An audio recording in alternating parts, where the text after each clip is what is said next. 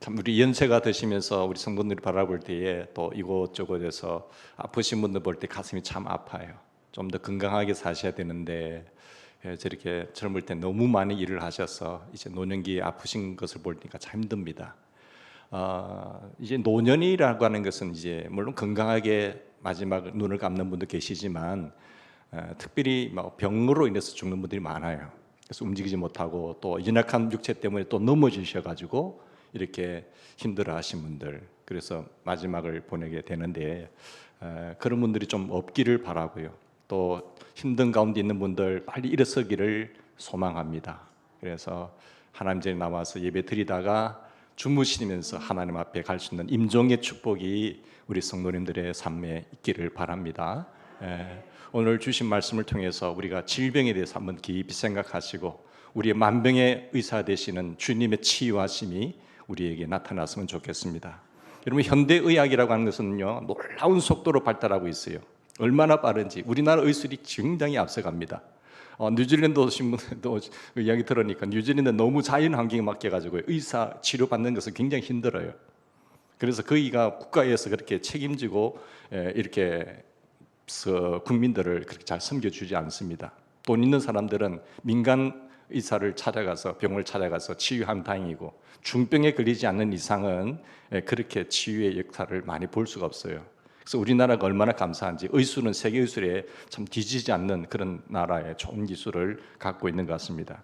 이런 의술이 발전됨으로 말미암아 사람들의 수명이 거의 100세 인생 아니겠습니까? 옛날에 환갑, 진갑, 60세, 70세 이랬지만 더 많은 수명을 우리가 긴 수명을 가지게 되었고 또 어떤 의미에서 편리한 생활을 살아가는 것이 사실입니다. 전에는 죽을 인생인데 이제 의사에 병원 갔다 와서 의술을 수술함으로 말미암아 다시 건강한 모습으로 청춘처럼 이렇게 움직이는 그런 모습들을 우리가 바라보게 되죠. 한편으로 보면 병 또한 우리가 발달하고 있습니다. 의술이 발달되는 것만큼 병도 아주 이름 모를 병이 생기고요, 정말로 끔찍한 병들이 많이 생기는 것을 보게 됩니다. 특히 감염병들 것들 보면은 점점 발생하고 있지 않습니까? 에이즈부터 시작해가지고 지금 사스, 코로나 이런 것을 통해서 계속해서 변형되면서 발전할 때 이것을 볼 때 얼마나 가슴이 아픈지요. 특히 하나님께서 소돔과 고모라를 그때 불과 유황불로 심판하셨지만 앞으로 이 시대에는 죄가 만연한 것을 보고 하나님께서 병으로 심판하시는 것을 보게 되죠. 우리 코로나 상황 속에 있을 때 보면 전 세계가 완전히 넉다운 됐지 않습니까? 모든 것이 스톱되는 상태였어요. 그런 어떤 세균이 한 지역만 아니라 전 세계를 뒤덮을 정도로 이렇게 질병도 발전하게 된다는 것을 보게 되는 것입니다. 사람들은 원래 건강하게 되었지만 지금은 그렇지 않습니다. 그런 걸 이길 수 있는 힘도 많이 약화된 것을 보게 되죠. 병이라고 하면 흔히 세 가지를 생각합니다. 우리가 육신의 병이 있고요, 도덕적인 병이 있고요, 그리고 사상적인 병이겠죠. 그리고 영적인 병이 있습니다. 근데 육체의 병은 정신적인 병, 그리고 사상적인 병, 이 영적인 병은 본래는 하나예요. 따로따로 분리가 된 것 같지만 결국은 하나인 것입니다. 종교적으로 타락할 때에 종교에 문제가 있으면 육체적인 병이 생기게 돼 있어요. 육신적인 병이 찾아오게 되는 거죠. 그러니까 육신적인 찾아오는데 그 과정에 종교적으로 문제가 생기면 그 가운데 정신적인 병이 오게 됩니다. 정신적인 병으로 인해서 사람들은 스트레스를 하고 여러 가지 말을 하지만 그것으로 기인돼서 육체적인 질병, 몸에까지 타격을 입게 되는 것입니다. 그래서 병의 75%가 그 육체적인 병이지만은 병의 75%가 결국은 정신적인 원인이라고 의사들은 말을 하고 있는 것입니다. 우리가 앓고 있는 75%, 그러니까 정신이 얼마나 중요하다는 것은 두말할 것도 없어요. 정신이 건강해야 되고 정신이 여유로워야 되고 이 정신은 어디에 쏜다고요? 신앙에 쏜다는 사실이에요. 영적인 문제가 정신으로 가게 되고 정신이 육체로 연결되어 있다는 사실을 볼 때에 병은 구분되지만 결국은 종교적인 영적인 문제라고 하는 사실을 성경은 이야기하고 있습니다. 그런데 병뿐만 아니라 그 밖에 일어나는 사건들도 마찬가지입니다.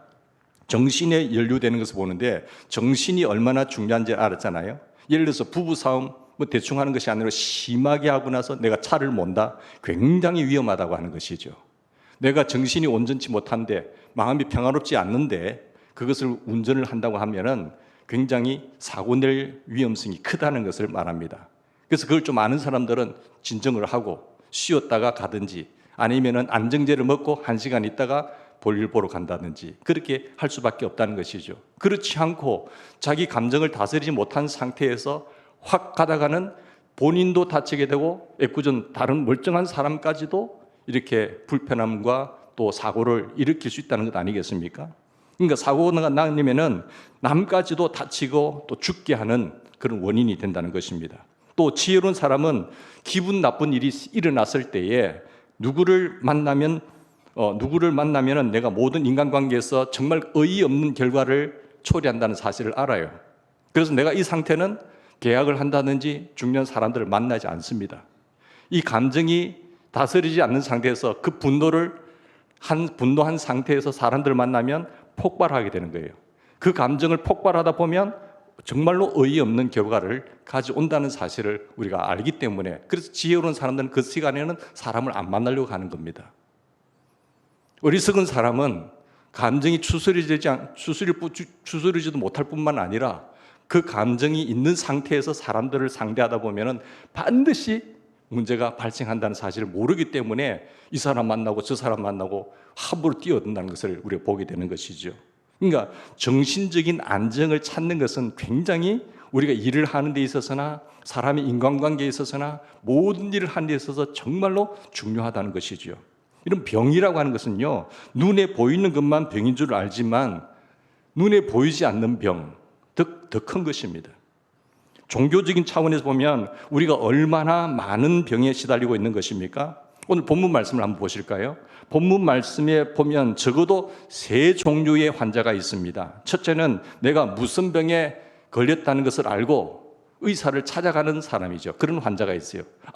예를 들어서 내가 눈이 안 좋으니까 안과를 찾아가고, 내가 배가 아프니까 내과를 찾아가고, 목이 아프니까 이비인후과를 찾아가는 것처럼, 그러니까 내가 내 병을 알아서 치유함을 받으려고 의사를 찾아가려고 하는 사람, 그런 환자가 있어요. 그러니까 이런 환자가 있는가 하면은 자기가 아픈 것은 아는데 의사를 찾아가지 않는 환자가 있습니다. 이 속수무책이죠. 아이고 내 병 이양 걸린 거 나는 알아서 한다라고 하는 거죠. 그러니까 찾아갈 용기가 없는 사람들이 있습니다. 세 번째 유형의 환자는 뭔가 하면 자기가 아픈 것조차도 몰라요. 심각한 병에 걸렸는데 자기는 아프지 않다는 거예요. 그리고 아픈 줄 모르는 병은 어떠한 병보다도 치명적입니다. 여러분, 세상에 원인을 알면 못 고칠 병은 거의 한정이 되어 있습니다. 그런데 심각한 병에 걸렸는데 괜찮다는 것이죠. 사실 모르죠. 자기는 건강하다고 생각하는 이런 병이 있어요. 특히 무슨 병일까요? 정신병자들. 이 정신병이 그런데 정신병원에서 근무하는 사람들의 이야기를 들어보면 자기 병을 시인하는 사람은 병 치료가 쉽다는 거예요. 그리고 약을 진단하고 의사가 진단하고 약을 먹이면은 어느 정도 치료가 회복이 빠르다는 것입니다. 그런데 참 우스개 이야기지만은 이 정신병에 근무하는 분들 이야기 들어보면 그 정신병자들은요, 자기는 똑똑하다는 거예요. 자기는 온전하다는 겁니다. 그래서 왜 나를 귀찮게 하느냐라고 하는 사람들이 많다는 것이죠. 그러니까 자기를 치유하려고 하고 도와주려고 하는데 자기를 괴롭게 한다고 생각하는 것입니다.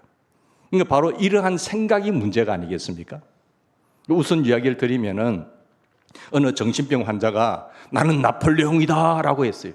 큰 소리를 하면서 떠돌아다닙니다. 정신병동에서. 네가 나폴레옹이라고 옆에 있는 환자가 말합니다. 내가 나폴레옹이야. 제3의 환자가 뭐라는 줄 아세요?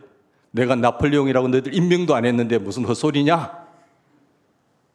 이게 우스운 이야기지만 정신병동에서 일어나는 이야기인 것이죠.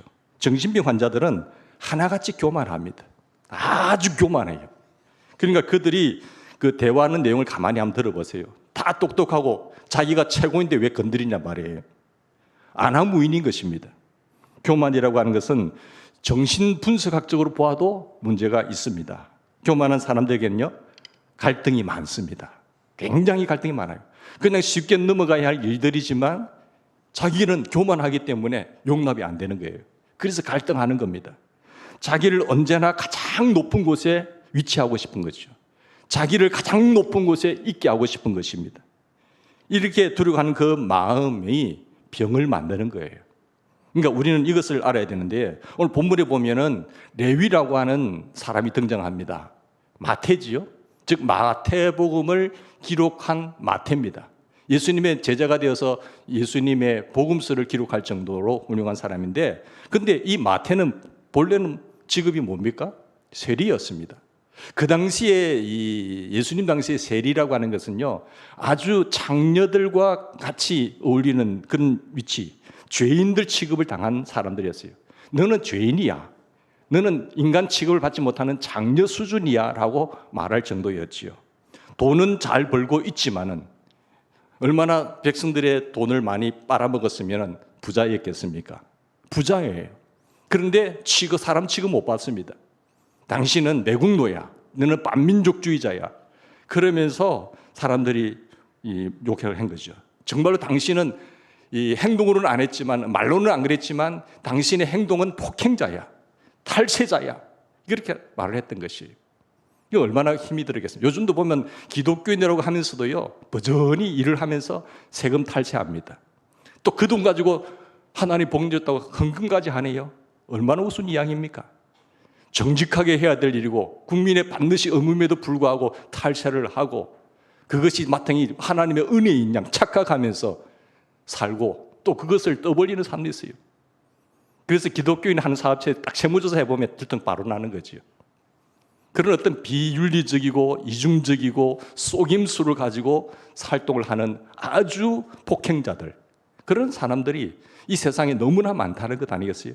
그 당시에 세리였던 이 사람, 우리가 지금 뭐 세리하면은 세관을 하면 그래도 잘 정직하게 한 사람들이 있기 때문에 백성이 이만큼 살게 되는데 얼마나 좋겠어요. 그 당시에 이 매국노 역할을 했던 세리 마태는 참 힘들었던 것입니다. 손가락질 당하는 부류의 사람이었다는 것이죠. 그래서 마태는 마음에 늘 고민이 많았습니다. 내가 어떻게 해서 이런 상황에서 벗어날 수 있을까? 돈은 이제 많이 벌었는데 사람 취급을 받지 못하니까 어떻게 난 이 상황에서 벗어날 수 있지? 하고 하는 생각이, 그를 예수님이 지나가신다는 소식을 듣게 돼요.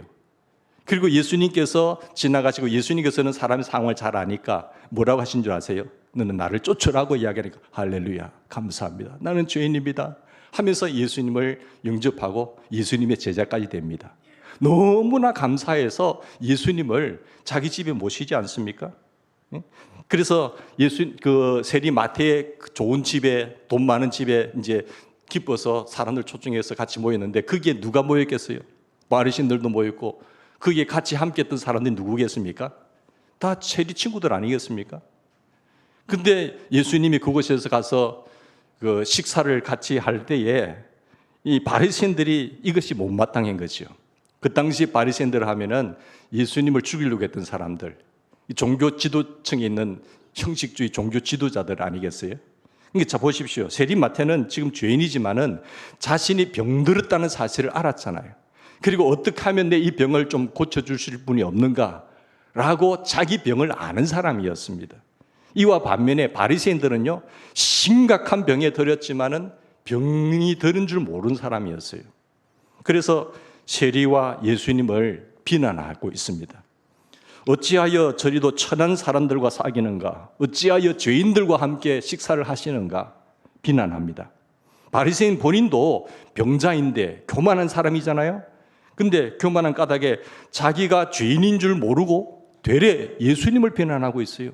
예수님과 함께하는 사람들에게 손가락질하고 있어요. 오늘 본문에 보면 세리와 바리새인 말고도 또 한 부류의 사람들이 있습니다. 근데 예수님 쪽도 아니고, 그리고 그렇다고 자기가 병들었다고 말하는 죄인도 아니고, 그런 한 부류의 사람도 있는 거죠. 밖에 있는 환자들, 저들은 예수님 앞에 나오지도 못하고 예수님을 영접하지도 못하고 예수님을 부인하지도 못합니다. 이와 같이 볼 때에 세 부류의 환자가 지금 등장하고 있는 것입니다. 자, 예수님께서 오셨을 때에 복음을 전하시면서 하시는 그 예수님의 이미지를 한번 잘 살펴보십시다. 많은 일을 하셨지만 그 가운데 특별히 예수님의 이미지 가운데 이 의사의 이미지를 가질 수가 있어요. 병든 자들을 많이 치유하시는 모습들을 우리가 예수님의 사역에서 볼 수 있지 않습니까? 특별히 초반에 예수님의 사역에 있어서는 환자들을 많이 어루만지시고 불쌍히 여기시는 장면들을 우리가 볼 수가 있습니다. 의원 예수, 치유자 예수님을 우리가 보고 있습니다. 그래서 몸과 예수님은 영과 도덕적인 상황까지 전인적인 치유의 역사를 예수님께서 일으켜 주시는 것을 보게 됩니다. 의사는 여러분 언제나 이 환자의 현실만을 봅니다. 그게 의사거든요. 환자가 얼마나 많이 배웠는지, 이 사람이 얼마나 많이 가졌는지, 이 사람이 어떠한 집에 사는지, 얼마나 많은 좋은 위치에 지위를 가지고 있는지, 의사는 그런 거 보는 거 아니에요. 그런 거 보면서 환자를 치료하는 분 보셨나요? 의사가 보는 것은 오로지 지금 현실, 이 병, 환자에게 있는 이 병만 바라보고 있는 것이 아니겠습니까? 그러니까 의사의 눈에는 환자 그 자체만 보이는 것입니다. 어느 환자가 수술 직전에 의사를 붙들고 말하더랍니다. 선생님, 제게 돈이 많습니다. 얼마든지 있습니다. 그거 뭡니까? 제 병만 좀 고쳐달라는 것 아니겠습니까? 돈은 많으니까 이 병 좀 고쳐주세요. 명예도 있고요. 저 지위도 있습니다. 그런데 단지 지금 병이 들었습니다. 예? 이렇다고 한다면 내게 없는 것은 지금 건강뿐입니다. 건강을 주십시오. 건강 하나만 빼고는 무엇인지 다 있습니다라고 말했다고 해요. 그 이야기를 듣고 있던 의사가 뭐란 줄 아세요? 선생님은 거짓말하고 있습니다. 지금 모든 것을 다 잃은 상태입니다. 건강이 없는데 지위가 무슨 소용이고 그 돈이 무슨 소용이겠어요? 다른 사람이 다 쓰는 거예요. 좋은 차 타고 좋은 집에 있지만은 지금 건강을 잃어버렸는데 당신 지금 그것이 당신 것이라고 생각합니까? 라고 말했대요. 그러니까 당신한테는 아무것도 없습니다. 건강이 없다면요, 돈이 많은들 무슨 소용이 있으며 지위가 아무리 높은들 무슨 소용이 있겠습니까? 건강이 없다면은 아무것도 당신 것이 될 수 없습니다라고 말한 것입니다. 여러분, 의사의 눈에는요, 환자에게 주어진 명예나 지위나 그 사람이 얼마나 부자냐, 돈을 많이 가졌느냐, 그걸 보지 않습니다. 오로지 환자의 몸만 보는 거예요. 환자의 병만 바라보는 것이 의사입니다. 여러분, 병원에도 돈 많은 사람들을 위해서 특실이라는 것이 있잖아요. 그런데 특실이 있지만 그 특실에 들어간다고 해서, 입원한다고 해서 죽을 사람이 살아납니까? 그건 아니에요. 그러면 돈 없는 사람, 그 환자는 지금 병실에 아주 누추한 곳에 있지만은 그 사람이 그 병실에, 누추한 병실에 들어갔다고 해서 그 환자가 죽는 것도 아닌 것입니다. 여러분, 의사의 눈에 환자는 환자 그 이상도 아니고 그 이하도 아닙니다. 오로지 리얼리티, 사실 그대로를 보고 있을 뿐이에요. 오로지 그 환자의 모습만, 그 병만 집중하고 있는 것 아니겠습니까? 숨김이 없고 거기는 비밀이 없습니다. 예수님은 환자를 보실 때 어떻게 보셨나요? 예수님을 한번 생각해 보십시다. 예수님의 첫 공생의 사역에 있어서 예수님이 환자들을 바라보실 때 뭘 보셨죠? 세 가지 측면에서 환자들을 보셨어요. 첫째는 죄와 관련해서 환자를 보셨습니다. 그 병든 사람을 치유하실 때 예수님께서 참 이상한 말씀을 하세요. 네 죄 사함을 받았느니라. 지금 이 환자는 병이 들었어요. 그런데 예수님께서는 치유하신다는 하신 말씀이 네 죄 사함을 받았느니라. 죄의 문제를 지금 끄집어내고 있단 말씀이에요.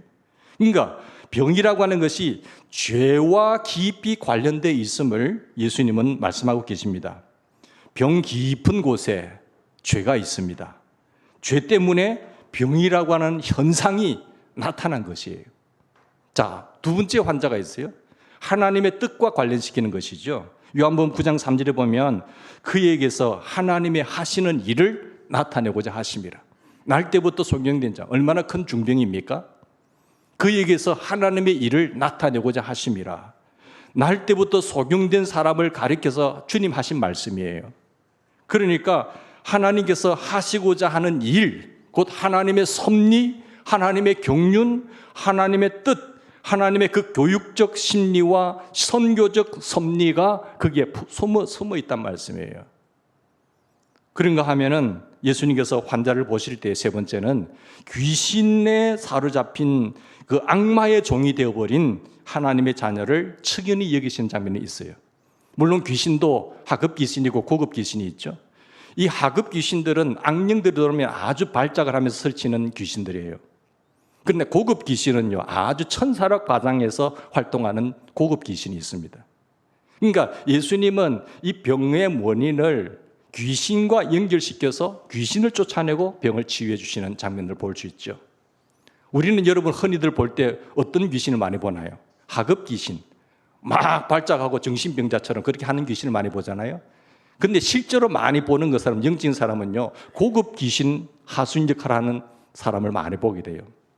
가정에 들어가도 그렇고 직장에도 마찬가지고 교회도 마찬가지고 아주 고급 귀신 들린 자들이 많습니다. 그래서 그걸 치유할 때에 예수님은 귀신을 쫓아내는 것이죠. 그렇지 않고는 해결이 안 되는 거예요. 여러분, 그러므로 종합해서 말씀드리면 예수님은 병을 현상으로 보입니다. 그리고 하나님의 표적으로 보신다는 거예요. 그러면 병이 어떤 나타나는 현상이에요? 그리고 어떤 하나님의 귀한 사인이에요? 표적이에요? 겉으로 나타난 것은 표적이요, 속으로는요, 속 깊은 곳에는 그 나타나는 현상의 원인이 있다는 것을 주님은 아시는 겁니다. 우리는 겉만 보지만, 일반적인 병자들은, 환자들은 겉만 보지만 의사들은 내면을 보는 거죠. 원인을 찾는 거 아니겠습니까? 의사는 어딘가 아프다고 하는 사람에게 그 뒤에 숨어 있는 아픔의 원인을 찾기 위해서 수고하는 거예요.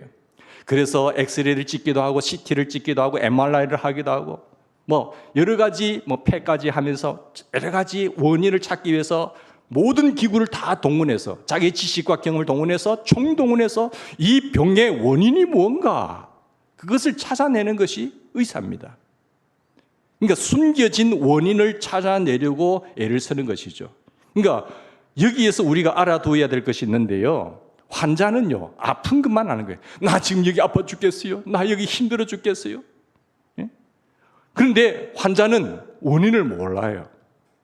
그래서 의사를 찾아가는 사람이 있고 속수무책한 사람이 있고, 예? 또 심각한 병에 걸렸음에도 불구하고 병이 안 걸렸다고 하는 사람도 있어요. 그런데 여러분, 내가 원인을 모르고 나가는 여기에 환자의 문제가 있는 겁니다. 병이 깊어서 어떻게 됩니까? 가정이 파괴됩니다. 그 많은 모아둔 재산 다 날아가 버려요. 그리고 얼마나 힘든 줄 아세요? 나만 힘든 것이 아니라 옆에 있는 사람이 정말 힘들어하는 겁니다. 가정이 파괴되고 사회가 파괴되고, 그리고 심각하게는 정말로 모든 것이 썩어져 갑니다. 온 세상이 흔들려 가요. 몸이 썩어져 가요. 그러나 우리는 이렇게 된 그 원인을 환자들은 모릅니다. 흔들리고 있습니다. 무엇 때문에 이렇게 파괴되고 썩어가는 것입니까? 그 원인을 바로 알지 못한다는 것이 문제예요. 아픈 것만은 아는데 내가 고통을 알고 쑤시고 그리고 아프고 너무너무 괴롭습니다. 여기서 벗어나고 싶어요. 그런데 현실은 정확하게 직시를 하고 있는데, 그러나 그 원인은 본인이 모른다는 것이에요. 누가 알까요? 의사가 아는 겁니다. 의사도 자기 경험과 자기 지식과 모든 기구를 동원해서 발견해내는 것입니다. 이러이러한 것이 원인이라고 가르쳐줍니다. 그래서 당신은 지금 이 병이 왔다라고 이야기를 합니다. 그럴 때의 환자는 의사의 진단을 받아들여야 됩니다. 내 병의 원인을 내가 인정해야 됩니다. 근데 대부분 보면요, 암에 딱 걸려보세요. 첫 번째 환자들의 반응이 뭔지 아세요? 나는 아니야. 내가 왜 이런 병에 걸려야 돼? 내가 왜 이 암에 걸려야 되지? 첫째는 일단 거부한다는 거예요. 이 병은 다시 검사해보고 또 저 병은 찾아가고 오진일 거야. 그러다가 그 몇 단계가 있어요. 한 5단계 오면은 그때서야 이제 수긍을 하는 거죠. 아, 내게도 암이 걸렸구나. 그렇게 수긍을 한다는 것 아니겠습니까? 그러니까 우리가 환자는 의사의 진단을 받아들여야 됩니다. 내 병의 원인을 내가 인정해야 되고, 그러므로서 거기서부터 치료가 가능하다는 것이에요. 하나님께서 말씀하시는 원인을 예수님께서 말씀하시는 그 깊은 심판적 원인을 말씀하실 때에 받아들일 줄 알아야 돼요. 그리고 주님의 심판을 시인하셔야 됩니다. 이게 중요한 것이죠. 거기서부터 치유와 회복은 시작된다는 것을 우리가 말씀하고 있습니다. 여러분 늘 건강하신가요? 건강하신 분들은 보면 참 자신만만하잖아요. 그런데 가끔 아파 볼 필요가 있습니다. 내가 몸이 아프다 보면 자세가 달라져요. 생각하는 것이 달라져요. 건강할 때 생각과 아플 때 생각은 완전히 천냥지차입니다. 건강할 때 생각하는 사랑의 개념과 아플 때 생각하는 사랑의 개념이 달라요. 기도를 드려도 내가 건강할 때 드리는 기도하고요, 내가 병들었을 때 드리는 기도는 다릅니다. 자세도 다르고 마음도 달라요. 어느 쪽이 더 진실하겠습니까? 아플 때 기도하는 것이 더 진실하겠습니까? 건강했을 때 드리는 기도가 더 진실하겠습니까? 어느 쪽이 더 겸손한 기도겠습니까? 병은 우리로 하여금 깊이 생각하게 합니다. 건강할 때 미처 생각하지 못했던 것을 생각하게 합니다. 아, 이것이 정말 중요한 것이구나. 아, 이것은 별것 아닌데 내가 너무 신경을 많이 썼지. 이것은 넘어갈 수도 있는 문제인데. 그러니까 이 일 저 일 다 해야 한다고 야단스럽게 다 살다가도 내가 아니면 안 되지. 이것도 해야 되고 저것도 해야 되고 다 이렇게 열심히 살다가 야단법석하다가 일단 병이 한번 걸려보세요. 딱 중단되는 겁니다. 천하장사라도 딱 병원에 입원할 수밖에 없는 거예요. 내가 계획했다고 해서 아무리 바쁘고 움직인다 하더라도 일단 스탑이 된다는 사실이에요. 그리고 이제 생각합니다. 언젠가는 나도 이렇게 끝나고 마는 것이지. 할 일 다 하고 가고 싶은 때에 가는 사람이 있습니까? 물론 내 나름대로 계획이 있겠지요. 그러나 그 일 다 하고 간다고 착각하지 마십시오. 하나님이 부르시면 언제든지 그 일 놓고 중단하고 간다는 겸손한 마음을 우리가 가져야 됩니다. 예수님 친히 말씀하십니다. 어리석은 자여, 오늘 밤에 내 영혼을 찾으면 네가 있는 것이 다 네 것이 되겠느냐? 너는 그 돈만을 위해서 살았지. 그러나 오늘 밤에 내 영혼을 찾으면 네 것이 되겠느냐? 건강을 잃어버리면 공부도 명예도 지위도 돈도 소용이 없습니다. 돈이 어느 정도까지, 돈 많이 들면서까지 생명은 조금 연장시켜 주겠지요. 그러나 그 돈이 나를 살려내는 것은 아닙니다. 모든 것이 내가 건강을 잃게 되면 의미를 다 상실하게 되는 것입니다. 여러분, 다시 한번 생각해 봅시다. 우리는 병들 때마다 어떤 의미에서 죽음을 한 번씩 재촉하는 거 아니겠어요? 내가 죽다가 살았지. 그죠? 주님께서 놓고 하는 말씀이에요. 성건아, 정신 차리고 들어. 마지막이 가까워 오고 있다는 사실을 너는 알아라. 하던 일을 마치기까지 하는 것이 아닙니다. 이 일을 내가 마무리하고 한다고 그 교만한 생각하지면 안 됩니다. 주의 은혜로 내가 이만큼 할 수 있었고 지금까지 쓰임 받는 것에 감사하셔야 됩니다. 우리는 교만한 사람은요, 내가 이 마무리해야지. 반드시 중단할 때가 있습니다. 이대로 끝내게 될지도 모르는 거야. 하나님 말씀하시는 거예요.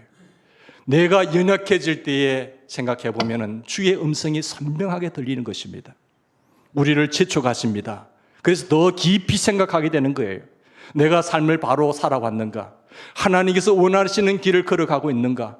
하나님께서 나를 믿고 세우신 그 자리에서 위치에서 바른 위치를, 내 자리가 있어야 할 자리에 내가 머물고 있는가? 그것을 한번 돌아보게 되는 것이에요. 그리고 앞으로 미래를 다시 조명하게 되는 것 아니겠습니까? 그리고 생각하면서 궤도를 수정하게 됩니다. 하나님 죄송해요. 내가 죄송해요. 하나님, 이렇게 궤도를 수정해서 하나님 원하시는 방향으로 하루를 살아도 궤도를 수정해서 바르게 나아가게 되는 것이죠. 가야 할 길을 재촉합니다. 더 진실하게, 더 겸손하게 삶의 자세를 바꾸는 것입니다. 이게 병의 위력입니다.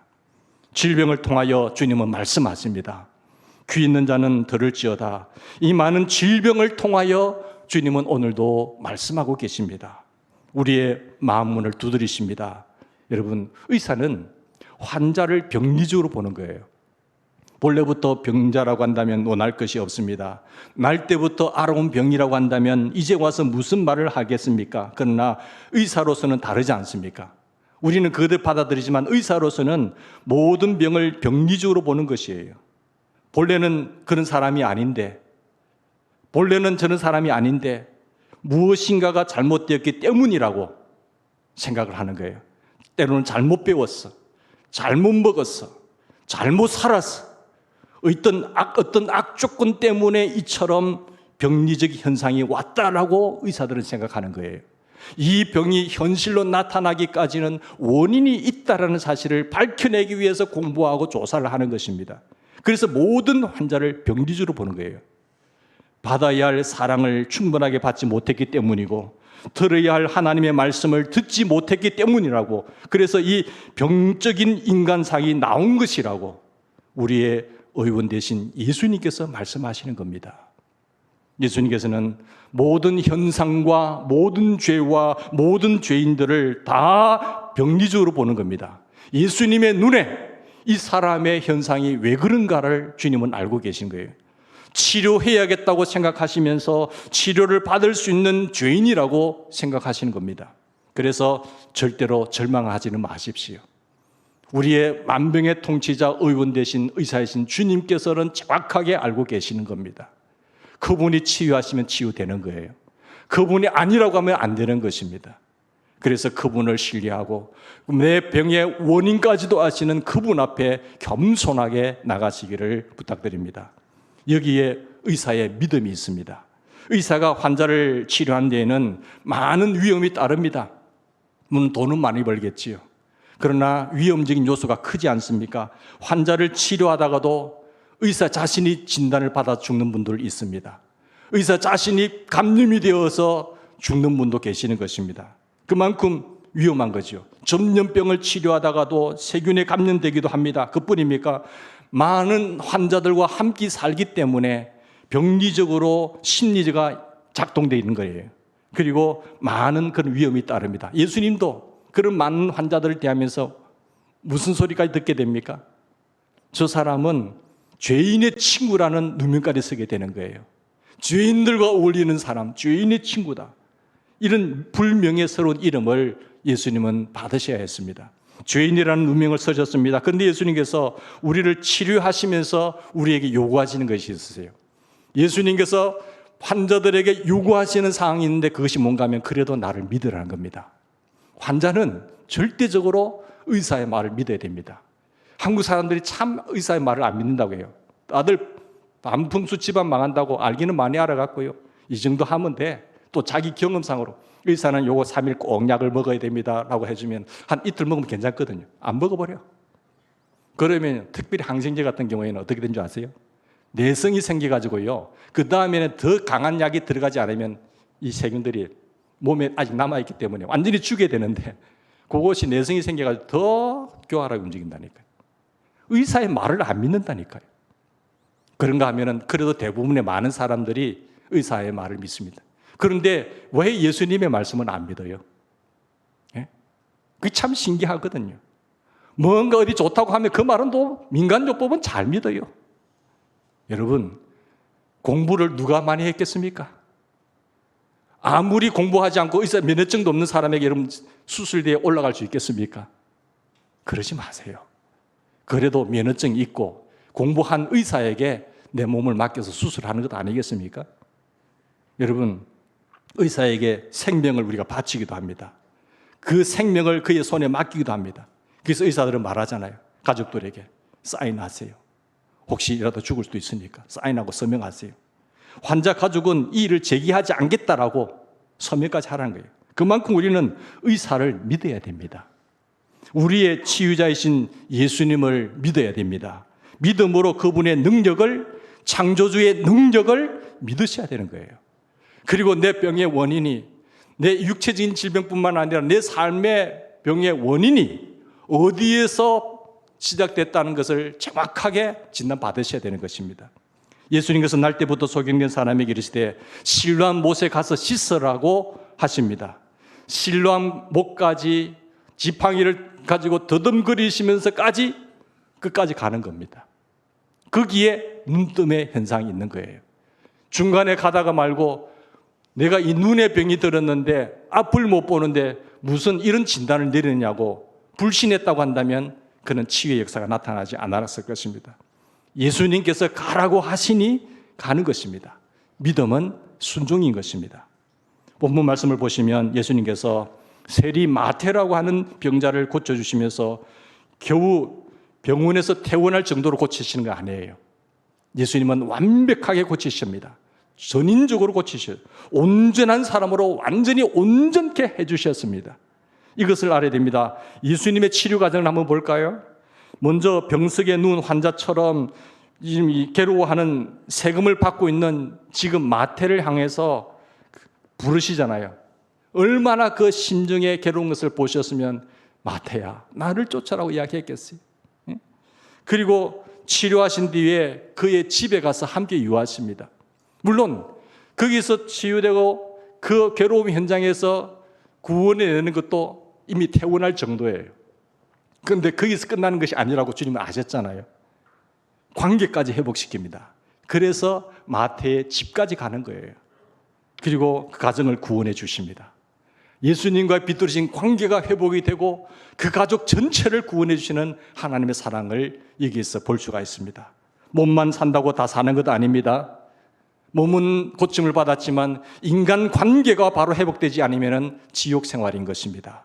그래서 그 가정에 들어가시고 함께 식사를 나누십니다. 그리고 나서 그를 제자 삼으시죠.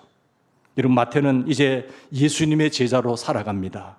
예수님의 말씀에 순종함으로 병이 나았습니다.